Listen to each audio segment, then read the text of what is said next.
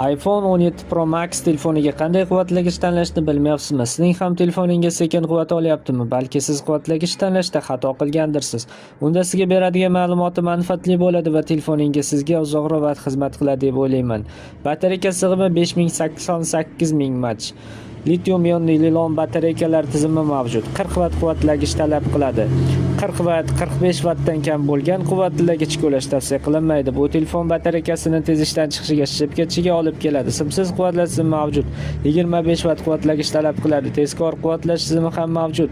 65% ga 30 daqiqada ko'taradi. Oddiy quvvatlash holatida 100% quvvat olish uchun 1 soat 12 daqiqa kerak bo'ladi.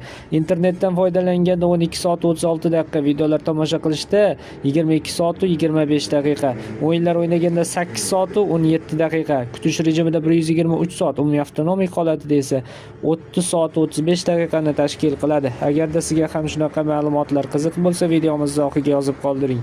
Videomiz manfaatli bo'lgan bo'lsa, bizlarni kuzatib boring. Hozircha xayr, salomat bo'ling.